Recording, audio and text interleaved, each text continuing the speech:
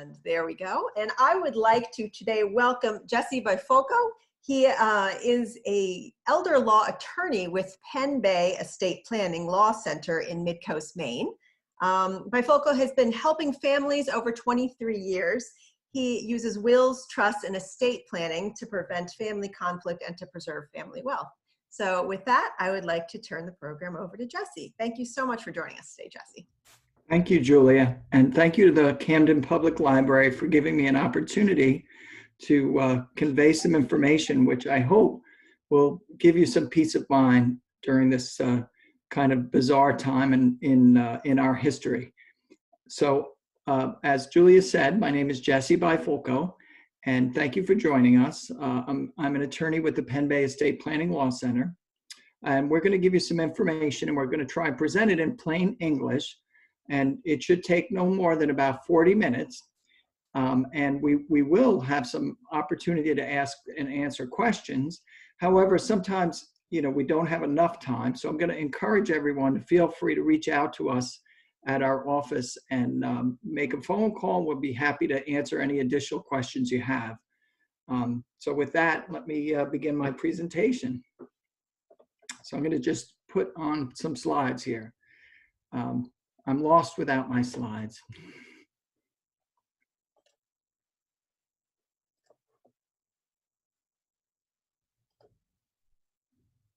Okay. So can everyone see the slides okay? Yes, it looks good, Jesse. Thank you. Great. All right. So let's get started. So how to take back your power from COVID-19. So there are a couple of things that happen to us when we are worried and we feel like things are out of our control and that there's uncertainty about the future, and that causes mental stress. So what I'm going to do is try and give you a plan to use to reduce some of that stress and uncertainty using estate planning, okay? So we want to get our ducks in a row, and it's late spring, and here in Camden, we always see the ducks trying to cross the main street there, and somebody's always helping them to get to the park. And that's what I'm going to do. I'm going to try and make sure that we all make our way to where we're supposed to be, okay? So feelings of uncertainty and powerlessness lead to anxiety, and anxiety causes us to be paralyzed and make poor decisions. There are studies that show this, okay? But making a plan is one way to resolve some uncertainty and reduce your anxiety. Because an estate plan is something we all need, why not make an estate plan now, okay? So making a plan is good for your mental health. And the psychology of the to-do list is good for you because your brain loves that kind of order and breaking things down into smaller tasks. So with estate planning, that's one of those large concepts that can feel overwhelming, and it's kind of a vague term. So I'm going to give you some break it down into smaller chunks and to reasons why you might want to do some of these things. So the good news is that as an estate planning attorney and an elder law attorney, our services are essential, and we have not stopped having consultations and signings and doing estate plan designs for people. In fact, we've probably done a little bit more in recent weeks because sometimes when I go out and I teach in the community, I might not see somebody who I've taught about estate planning for 2 or 3 or 4 years because the information sets in, and there's something I like to call estate planning inertia. Whenever we're faced with something a little complicated and perhaps a little bit serious, we tend to put it off. So this is a great time to overcome estate planning inertia. And there have been executive orders and laws passed to allow you to plan from home. So we've been doing signings outside in people's front yards, in our parking lot. Some folks still come to the office, but we can also do things remotely. So even though you may not feel comfortable physically meeting people or going anywhere where there are more than one person, you can still make a great estate plan and get your plan in order. So now's the time to overcome estate planning inertia. And the courts are all pretty much closed down. So the point I want to make about that is an estate plan is a way to create your wishes about what might be done with you or your property if you should experience a temporary period of incapacity, okay? But if you don't have those documents, you're forcing your loved ones and the people who care about you to go to court. And right now, you can't really do much in court. Court is kind of slow to begin with, but right now it's darn near impossible to get anything done in court. So what can you do to get your ducks in a row? So this slide is probably redundant for most people. We're constantly bombarded with this information about what to do about coronavirus. We're told to wash our hands. We're told to be cautious in our interactions. And you see everybody around you is doing that. But what it all boils down to is the advice you're getting is don't get sick, right? They're telling you just try to avoid getting sick under any circumstances. So the problem with that is that it's not really useful. It just leads to more, confusion and more anxiety.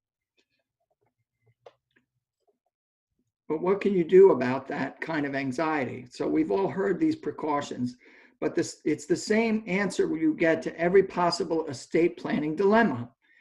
They say if you're concerned about the coronavirus, don't get sick. They say if you're concerned about the high cost of nursing home care, don't go into a nursing home. If you're concerned that your spouse or your kids or your grandkids might be vulnerable, if you should become disabled or if you should pass away, they say don't become disabled and don't die, right? So that's not useful advice. So I want to try and give you some useful advice. You can make a plan, and the plan will give you peace of mind, and it will counter some of those concerns that you have. All right, so here we go. The next step is to actually look at your estate planning documents and then see, first of all, do you have estate planning documents? And then consider making a plan, okay? So what do you want to do? First of all, you want to review your choices in your estate planning documents. The number one question is, who is going to make decisions for you if you are incapacitated? Now, that could be a temporary period of incapacity, or it could be something that lasts longer. But the point is, there are things that people need to deal with. They need to help you. They may need to sign legal papers. Maybe you have a tenant who's paying rent. Maybe you have investments that need to be attended to. There are all kinds of reasons why delay can cause you to lose the value of your estate to go down, or for you to end up in a situation that you might not have chosen if you were the one making the decision. So it's important to review your documents to see, number one, who is going to make decisions for you if you experience a temporary period of disability. So if you don't have a durable financial power of attorney, or a healthcare power of attorney, or a HIPAA medical release, you should make those. You should consider making those. So a second concrete step you can take to ensure the welfare of your family is to pull out your estate planning documents and take a close look to verify that they still reflect your wishes and are able to accomplish your goals. Because life is constantly changing, so it's important to review who the people you've named as your fiduciaries. That would be your agent and your power of attorney and your healthcare power of attorney. That would be your personal representative in your will, and who your beneficiaries are. So as I already mentioned, there have been, the court system has closed down its hours. And that headline on my slide is kind of, it's not quite accurate. It's not that they've, limited their hours. You really can't get anything done. So the point of this is, if you don't have estate planning documents where you're making the choice about who is going to be in charge of your estate, and your estate is your property, everything you own, but it's also your person. If you don't make those decisions yourself, what you're doing is you're forcing your family members or your spouse or your kids to go to court, because those are where the default rules are kept for people who haven't created these legal documents. And court even though my father was a judge, so I hate to badmouth the court, but it's slow, it's inefficient, and it's very expensive. So even without the pandemic closings, I've had problems with delay. I have a probate matter in my office that has been delayed for months. And during that delay, tenants are not paying rent. People are literally taking assets away from the estate. So, the delays caused by the default rules can be overcome by good estate planning documents. So why do an estate plan? So if you look at this, we've kind of broken it down into two stages, right?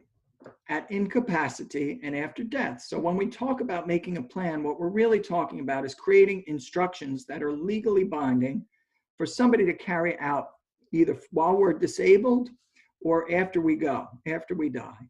So your estate is simply everything you own. It's your home, it's your real estate, your bank accounts, your investments, your retirement account, and it's also your person.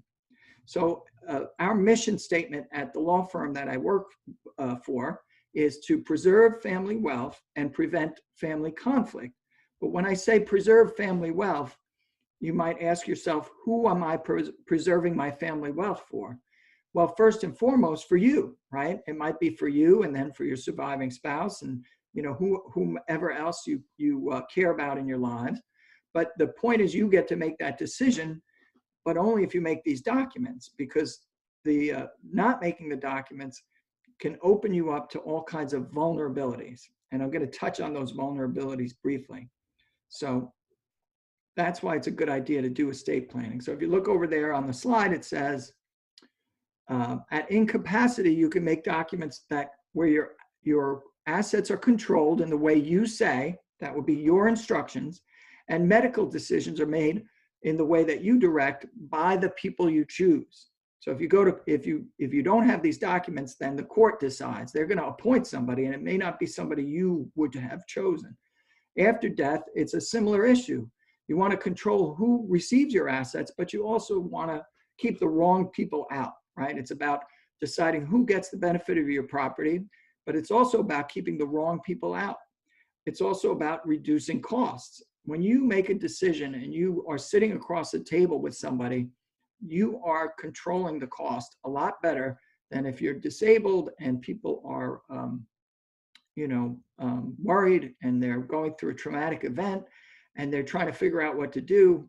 That opens your estate up to vulnerability, and it's better to make a plan while you're thinking about it. So why do estate planning now during a pandemic? Well, the best time to do an estate plan is now while you can, before you need it. Because with estate planning, once you need it, it's too late to do it. If you've lost your marbles, and that's a phrase I use in my other webinar or my other workshop, if you've lost your marbles, it's too late to make a power of attorney. It's too late to make a trust. It's too late to make an advance directive for healthcare.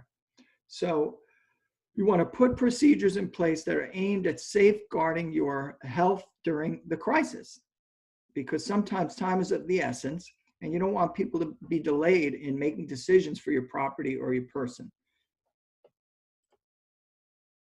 So breaking this down into some specific documents and why they're useful.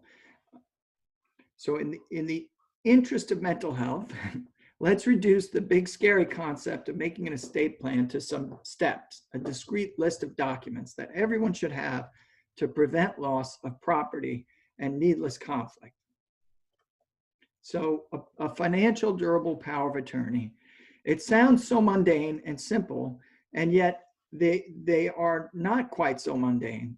So when I say in plain English, what I like to do is bring in some anecdotes about experiences that I've had over the 25 years of my practice as an attorney.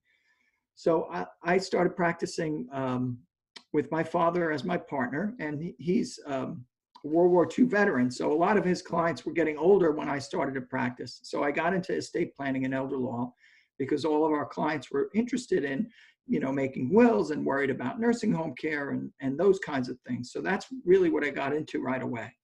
So with a financial power of attorney, you'll see a lot of times that people have they'll have like a the state statutory form.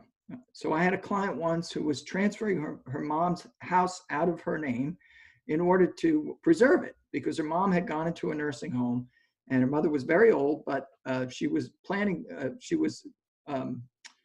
actually predicted to live there a long time. So they had paid for the nursing home care for a long time, and they were running out of assets. And this property had been in their family for probably 150 years. So to try and preserve it, she took the power of attorney and, came to me and asked if she could transfer the property. Well, the power of attorney didn't have those provisions in it. It didn't have provisions to allow you to do Maine care planning. So the state statutory form might not have all of the powers you need. And that's why merely creating a document is not enough. You have to make sure you get the right advice about what should be in there and what shouldn't be in there. So when you do a durable financial power of attorney, it is a document that allows you to appoint someone to make legal and financial decisions on your behalf. You can appoint one person. You can appoint more than one person. You can say that they have to act together or that they can act independently. And it only governs legal and financial affairs. You can also specify that the power of attorney only becomes effective if you should become disabled. So you can cause it to be triggered to be effective, because sometimes people are nervous. They don't want to give so much power to an agent when they have their marbles and they're acting for themselves. So you can make it so that it only becomes effective if you lose your marbles. There's a plus and a minus to that. The plus is you'll feel more comfortable if you're a little nervous about giving so much authority away. The minus is if the power of attorney needs to be used right away because there's an exigent circumstance or an emergency, you're forcing that agent to prove you're disabled. So the bank, if they go to the bank or they go to the closing or they go to court to evict the tenant or to your broker to sell your stock in a down market, all of those folks are going to ask them to prove that you're disabled. So that's the downside of having a power of attorney that is triggered upon your disability. The positive thing is it can't be used without you're actually being disabled. Okay. So that's what is useful about having a power of attorney, and a couple of things to look out for. Does it have Maine care planning provisions if you go into a nursing home or something and you want them to preserve your estate? Now, a healthcare power of attorney is similar to financial power of attorney, but it only covers healthcare decisions. So you can put in there healthcare, you can designate an agent who will be able to tell the doctors what to do to accept or refuse medical treatment. And that is a delegation of an agency. You can name one person, you can name more than one person, you can say that they must act together or that they can act independently. You can also put in there specific directions to deal with certain circumstances so that the agent is bound by your instructions. Some people will give very broad authority and no instructions because they feel comfortable that their agent can speak to the doctor and do what they would like. Sometimes they'll put instructions in there to make their agent feel better about making a difficult decision. So with a healthcare power of attorney, it's not something that you should just sort of lightly delegate it to somebody and never think about it again. You might want to put some information into that about your philosophy of life and how you feel about end of life decisions. But you can also put information in there about how you like to live, so that if you are disabled but not in an end of life situation, your agent will know how you like to live, whether you like to have visitors or not, or you like to have a martini on a Friday night. You can put things like that in there. And most people don't think of that, but it helps for the people who are taking care of you to know how you want to be taken care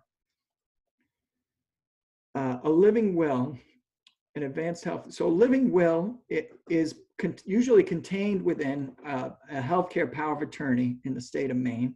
And all that means in Maine, we call that an advance directive. So these are the specific instructions I was talking about that go in that advance directive. So you have a choice. You can appoint an agent, which is the healthcare power of attorney. You can also give directions to the doctors about what to do. That's an advance directive. And the hybrid of that is sort of appointing an agent, but giving them instructions about how to handle certain circumstances. And you can do all of those things in an advanced directive for healthcare that appoints an attorney, a healthcare power of attorney.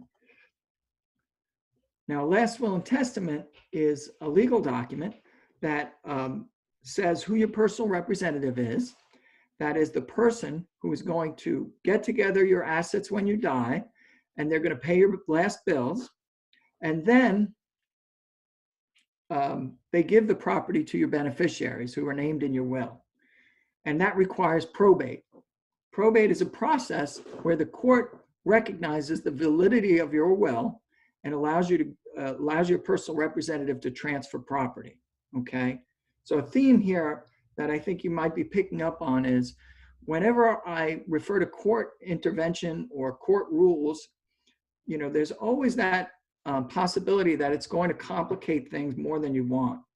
In other words, with a will, it requires probate, which is a public proceeding. So to give you a sense of how that actually works, they put an ad in the paper when you die, and they say, anybody in the world who has a claim against this estate, now's the time to settle that claim. The other thing they require you to do is to give a notice to anybody who would have inherited your property if there was no will. So think about what that means for a minute. You're getting a notice from someone that has a court seal on it or a court name on it, and it says, hey, you would have inherited all this money from the estate, except they named somebody else.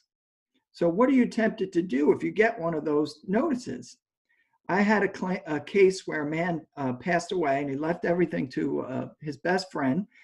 And we had to send notices to his nearest blood relatives because that's what the law required. Well, his nearest blood relatives were in Sweden and in Turkey, and there was nieces and nephews. So when they got this notice, what do you think they did? They hired an attorney, and the attorney sued, saying that it was, over undue influence and that the will was the product of fraud. And when somebody goes to court and claims that, the judge doesn't know if they have a case or not. The judge can't say, oh, well, niece and nephew, you haven't seen your uncle in 25 years. Why would he leave you anything?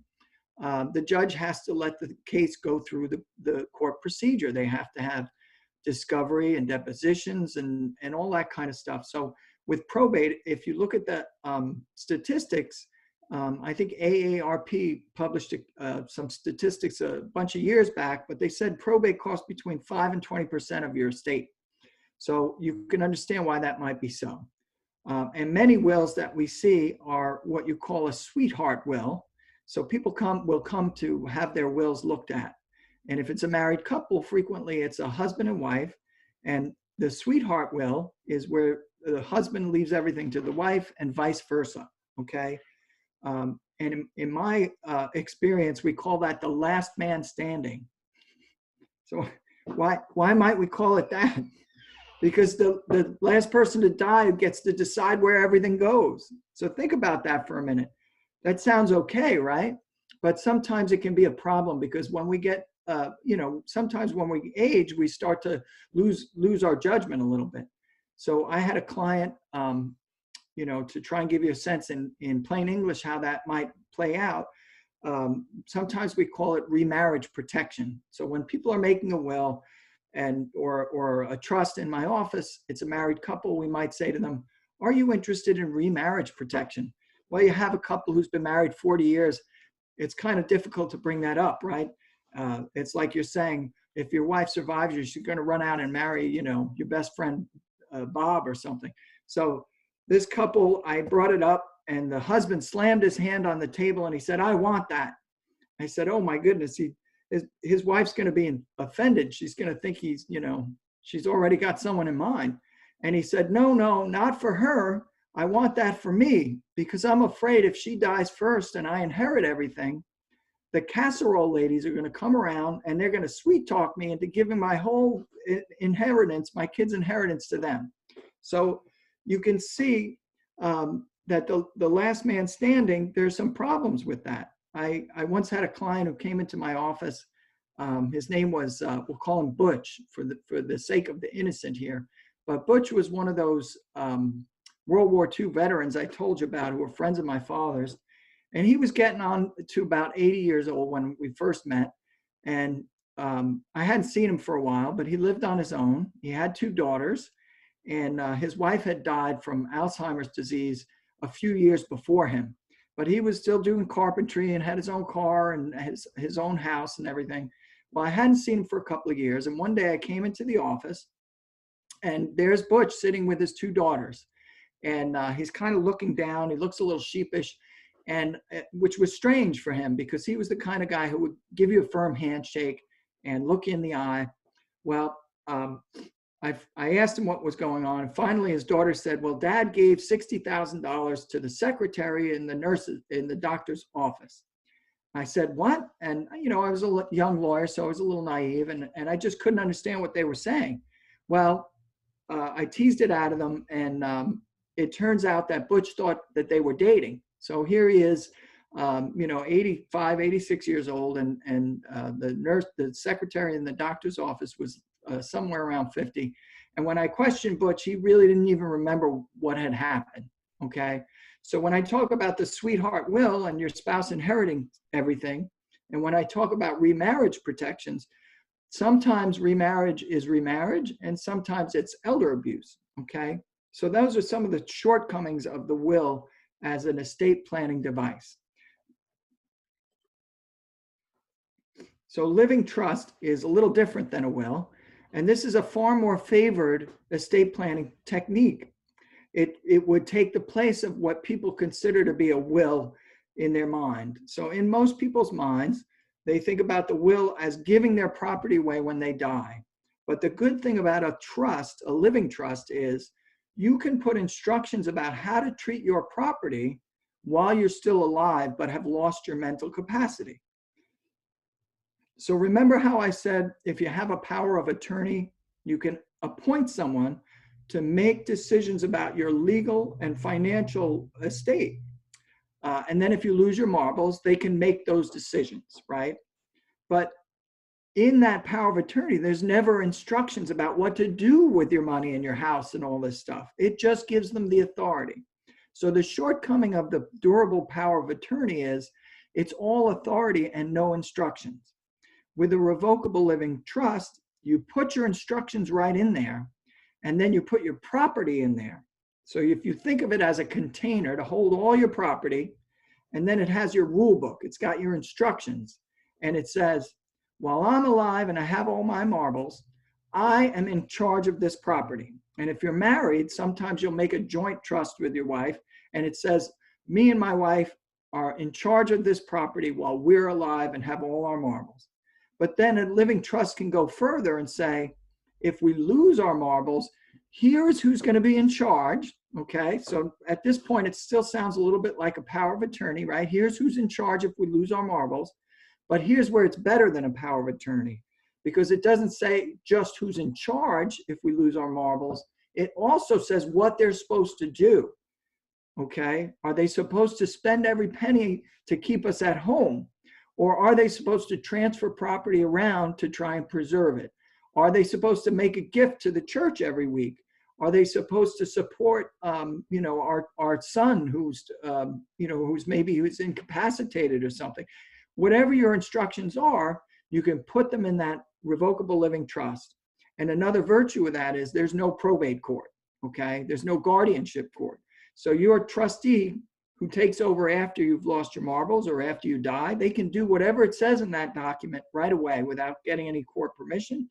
There's no notice that goes out to the heirs who were disinherited. There's no notice that goes to the creditors in the newspaper. There's no probate, okay? So that's one of the benefits of a living trust. Another great thing you can do right now is to organize all your stuff. I can't tell you how many times I've had people come into my office in an emergency. You know, maybe it's their spouse who has suffered an event and they can't talk to them right now, or maybe it's their parent, and they have no idea what they own or where anything is, what their beneficiary designations are, whether they own insurance, what their retirement accounts are, the logins and passwords of their banking accounts and their and the things that they own. So a great idea. So put that all together in a binder. Okay. The picture here you see is of our, what we like to call our owner's manual. So when I do an estate plan for somebody, we put it all together in this document, all their documents together in a binder, but it's also got this wonderful list of their important information and where to find things.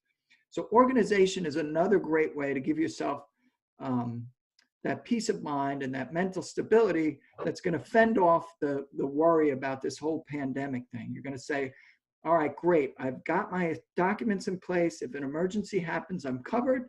And now I've got this wonderful binder that shows where everything is, and my spouse or my kid or whoever I'm going to rely on, they're not going to be in this crazy turmoil, wondering where everything is and wondering how to take care of stuff, because I put it all together right in a binder.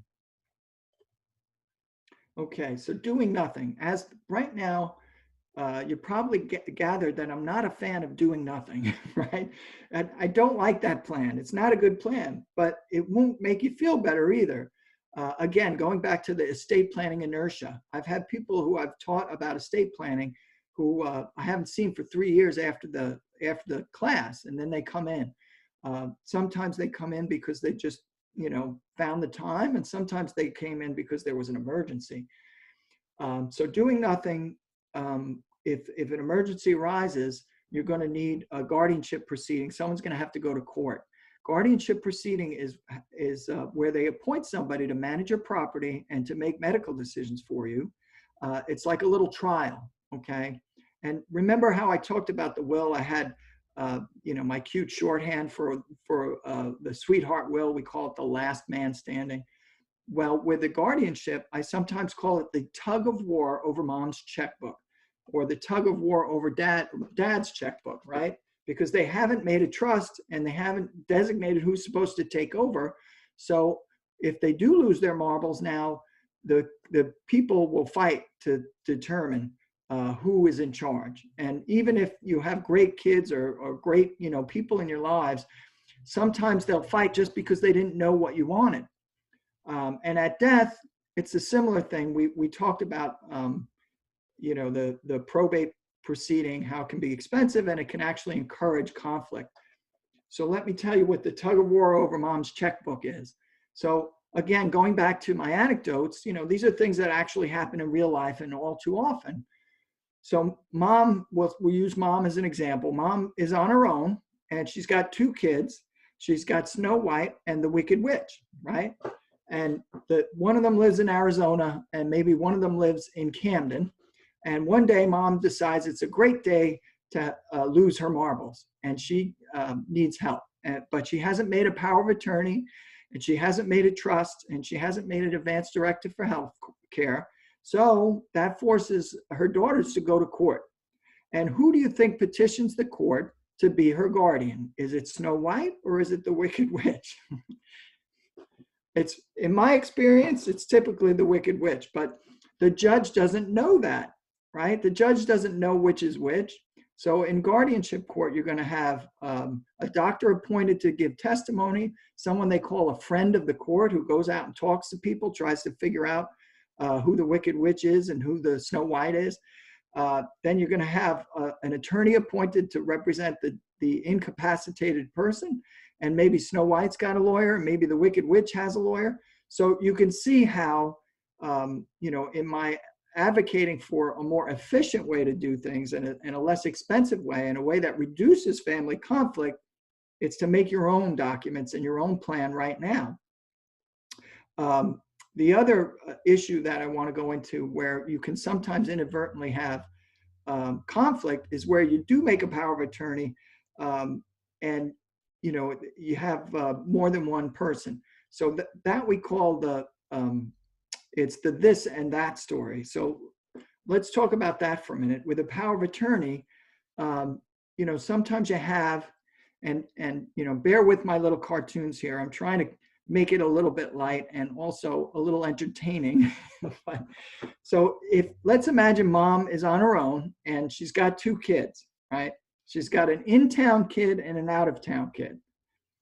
And so she decides one day to make a power of attorney, okay? let's not even get into the fact that, does this power of attorney have the right powers in it? Does it have Maine care planning provisions? Anything like that. But who do you think she names as her agent in her power of attorney? Typically, she'll name the in-town kid, right? So one day she's having lunch with the in-town kid and decides it's a great day to lose her marbles. So the in-town kid starts to act. The in-town kid will start to use that power of attorney to do things. He will do that, right? We'll call it that. Maybe he's paying bills. Maybe he's, feeding the cat. Maybe he's trying to get mom into a nursing home. He's doing that. Who do you think calls him the next day? The out-of-town kid. That's right. And the out-of-town kid says, what are you doing? And the in-town kid says, I'm doing that. The out-of-town kid says, why are you doing that? Mom wanted this. And then they start fighting. The in-town kid will say, well, the out-of-town kid will say, mom told me she wanted this. We had Mother's Day brunch at Waterfront Restaurant 5 years ago. I remember it very clearly. She said she wanted this. And the in-town kid will say, I had lunch with mom every day for the last 20 years. She wanted that. And they start fighting this and that. And soon, before too long, the out-of-town kid will hang up the phone. And the next person who calls the in-town kid will be 1-800-THE-HAMMER, okay? Now, I tell this story because it happens, but also because I want to drive home a point, that a power of attorney is a useful emergency document, but again, it does not have instructions about what to do with the power you grant, okay? Okay, so the best option for most plans is a living trust. And the reason is it avoids probate. Oh, my slide got skipped there. It avoids probate. It allows for seamless management of your assets during a period of disability. So while you're not disabled, your assets are, you manage them just like before. Think of it like your wallet or your pocketbook, right? But if you lose your marbles, there's a seamless management of the people, your trusted people you've chosen already to be in charge. But unlike a power of attorney, it already says what they're supposed to do with that power. They don't have to guess or fight. It will prevent court control of your assets. It will provide maximum privacy. In other words, there's no public probate proceeding. There's no public guardianship proceeding. And it will allow quick distribution of assets to your beneficiaries after you're gone without any public proceeding. All right, so that's all the good stuff about using trusts in your estate plan. Okay, so I am going to pause for a minute and see if Julia would like to ask some questions on your behalf. Sure, yes, we've only had one question come in so far, but if anyone else has any questions, go ahead and type them into the chat box now. So the question is from Bill. It says, is a trust created in Florida valid in Maine? That's a great question. Yes, it should be valid in Maine. And the issues you want to look at are what the benefit is of using Maine law versus Florida law. So one of the great things about trusts is if they're drafted right, you can actually choose the state where you're using it. And sometimes if your trust is irrevocable and funded in another state, you can actually get the benefit of that other state's income taxes. That's a pretty neat trick. But one of the more common issues with interstate trusts are if they have provisions in them to preserve assets during a nursing home event. So one of the reasons people make trusts is to try and preserve assets if they go into a nursing home and spend 5 years in there or something like that. So those kinds of rules differ from state to state. So sometimes there needs to be an amendment if it's one of those irrevocable asset protection trusts. But typically with the revocable living trusts, not only are they still valid, but they're revocable living trusts, you can change them any way you want. So you could even change what state the law governs. So there's a lot of choices there. I hope that helped. Okay, if there's anyone who's not comfortable typing into the box and wants to, who happens to have their video on and wants to just raise their hand, there's not a ton of you, so I can skim through real quick to see those with videos. You can just put your hand up. if anyone has any questions at this point. Well, looks like we're all set, Jesse, if you want to keep going. All right. Thank you, Julia. You're welcome.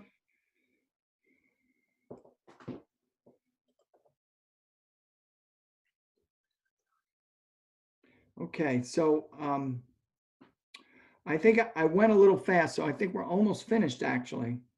So just if you want to learn more stuff about estate planning, we are constantly doing webinars. We used to do live workshops in our office quite a bit.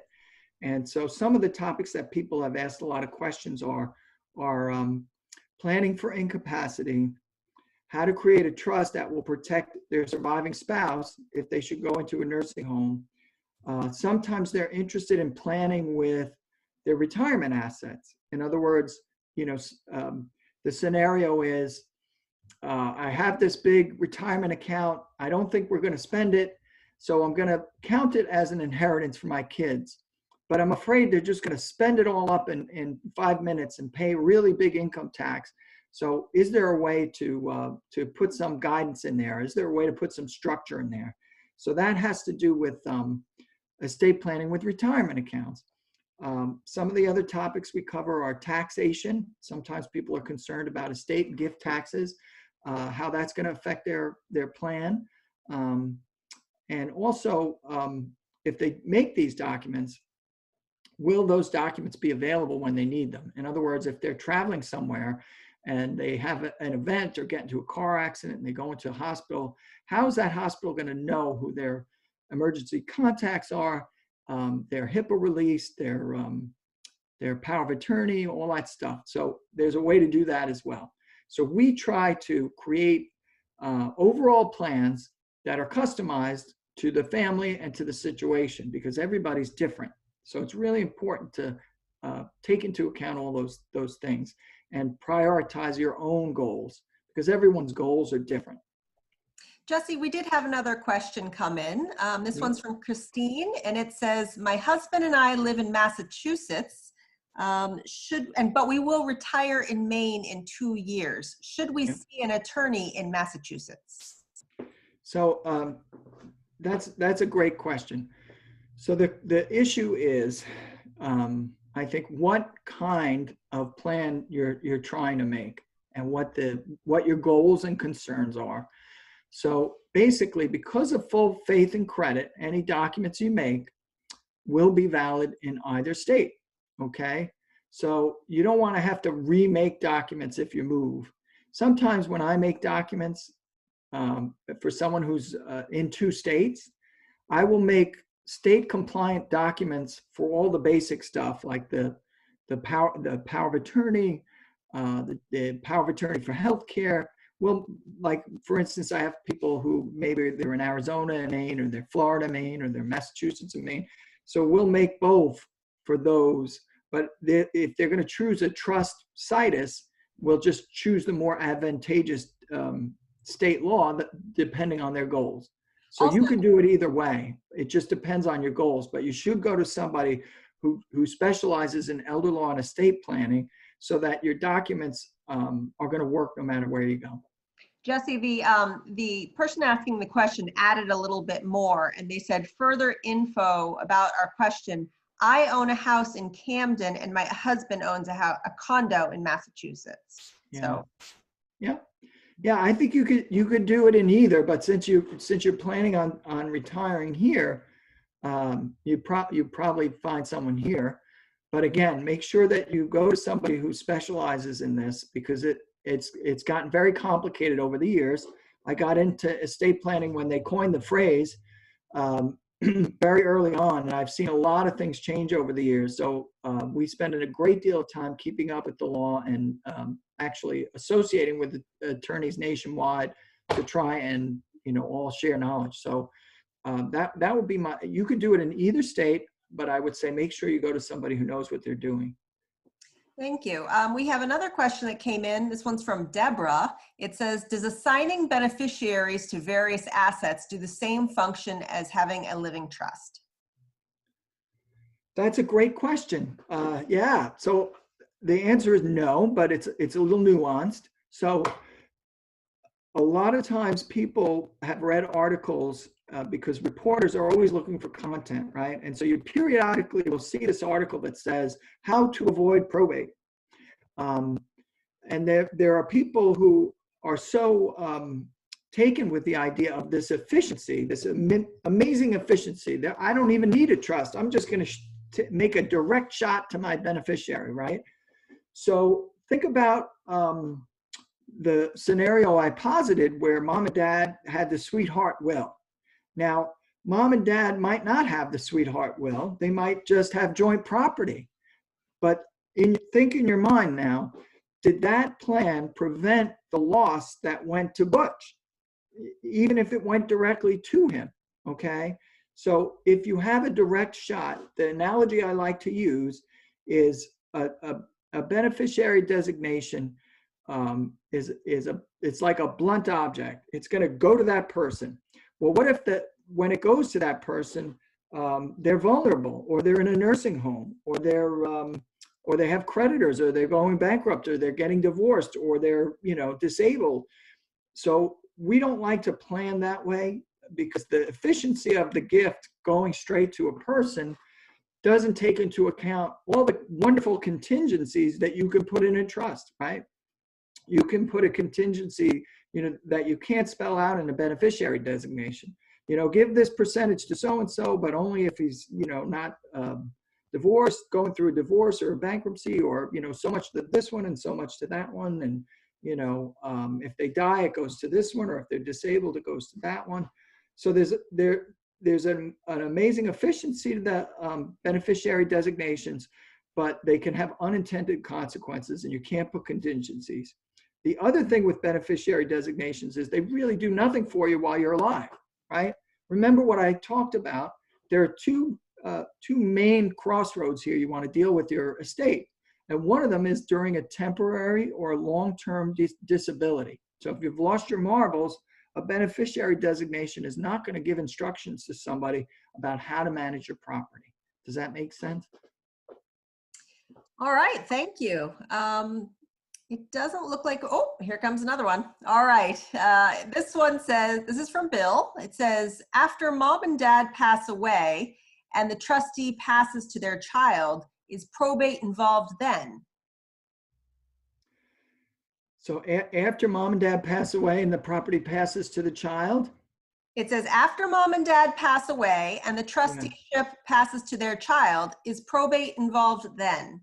Oh, great question, Bill. Yeah. So if you have the trust and you have successor trustees, and then the parents who made the trust die, now what happens to their property?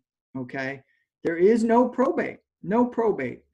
And you can decide how that property is going to go to those kids. In other words, what shares, whether they get it outright or in trust.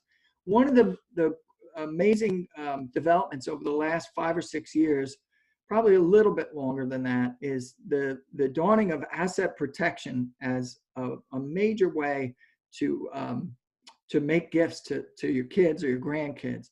In other words, we've had people come in over the years saying, my son got this money and he spent it all up, or I got this money and I had to give half of it away in a divorce, or my child went to college and they increased the tuition because they thought I was a millionaire because I inherited $100,000 from my father. So not only is there no probate, but you can actually give those beneficiaries asset protection, so that it says, when I die, take this money and put it in a trust for my child or my surviving spouse. And if my spouse is disabled and going into a nursing home, it's going to be a special needs trust, and they're not going to lose that property. Or, sometimes I call the kids' trust a parental prenuptial agreement. In other words, you say the money goes to my child, and they're going to have control over it and they can spend it, but we're not going to let it be part of their marital estate in case they ever get divorced. It's those kinds of things you can do that you really can't do with a beneficiary designation too. All right, and another question came in that says, what does all cost range? Not sure.